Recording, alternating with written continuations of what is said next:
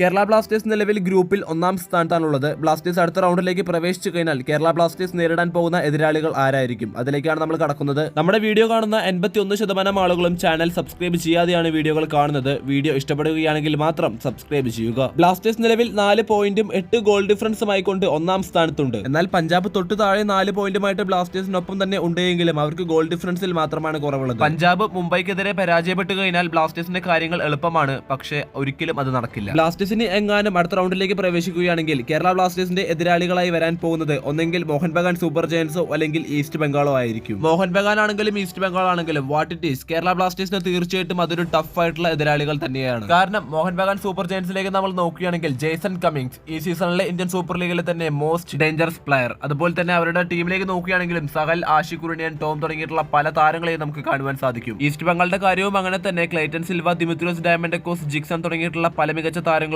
East Bengal നിരയിലുമുണ്ട്. അടുത്ത റൗണ്ടിലേക്ക് Blasters കടക്കുകയാണെങ്കിൽ കാര്യങ്ങൾ കൂടുതൽ ടഫായി മാറുമെന്ന കാര്യത്തിൽ യാതൊരു സംശയവുമില്ല. കൂടുതൽ വാർത്തകൾക്കായിട്ട് ചാനൽ സബ്സ്ക്രൈബ് ചെയ്യുക.